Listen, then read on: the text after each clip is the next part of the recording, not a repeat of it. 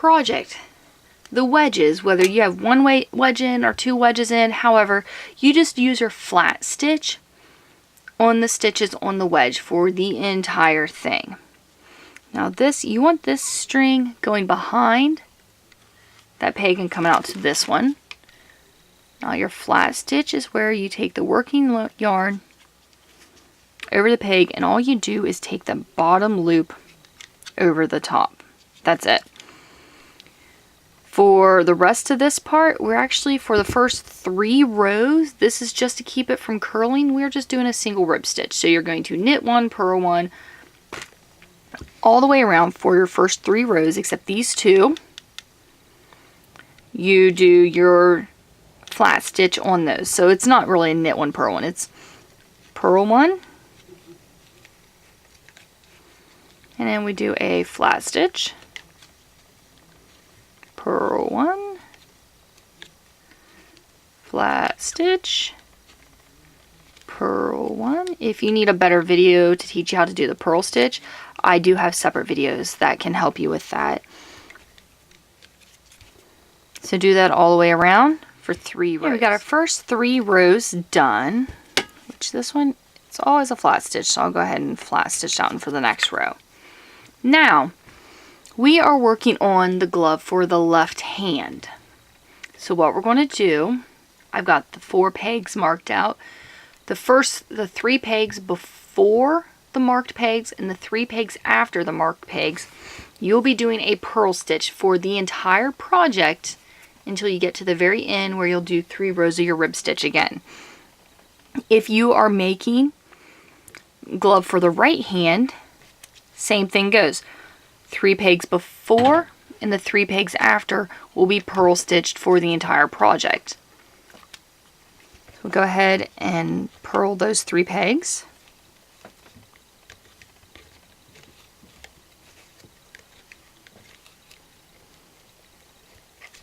Now the 4 marked pegs, right now, until we get to row 10, we're going to E-wrap them each row.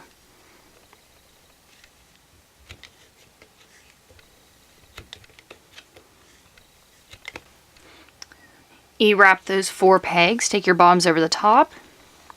Then we are going to purl the 3 pegs after. The rest of the pegs, you actually just do a flat stitch too.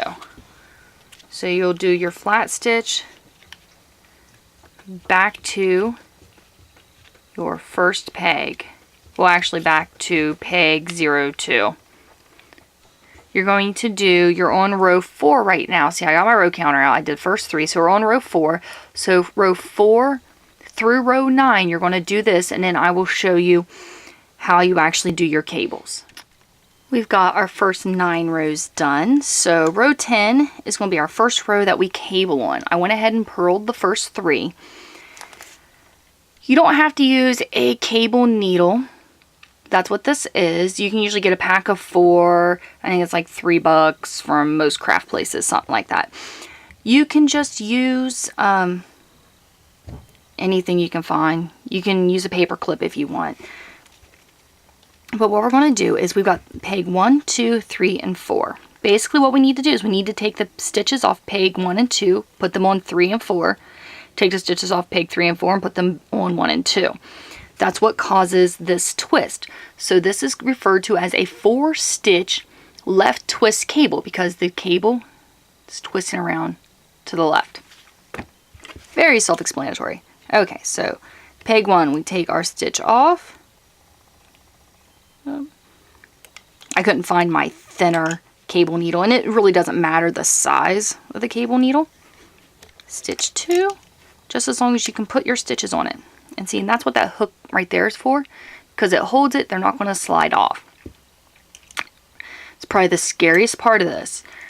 Now what we're going to do is our working yarn is coming from the last purl pegged right before this. So we're going to take our working yarn and actually peg, when I say peg 3, I'm just counting these 4 right here of the cable. You're going to E-wrap peg 3. Take that bottom loop over. You can pull this however loose you want. Take that off So peg 3 gets moved to peg 1. We're going to do the same with peg 4, but peg 4 is going to get moved to peg 2. And I go ahead and tighten it up because I've got quite a bit of extra string there, and if we don't tighten it, you can end up with some pretty big like holes around where your cables are. So that is why I do that. Now the way you put these on here, this is the peg from peg 1, this is the stitch from peg 2. So we need the stitch from peg 1. We're going to take it and put it on peg 3. Go ahead and E-wrap that. And you got to make sure you are doing your E-wraps pretty loose, or else it can be very hard.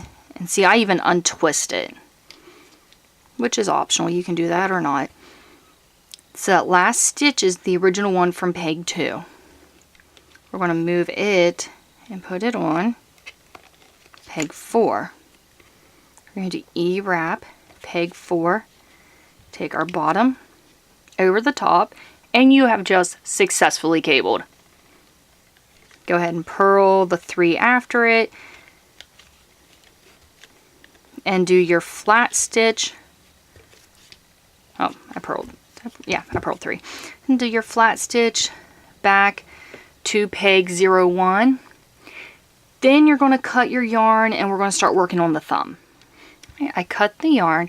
You don't want to cut it too short because there's going to be a little hole between the thumb and the fingers when you're done, and you use the string to sew that up. I'm going to sit this down for now.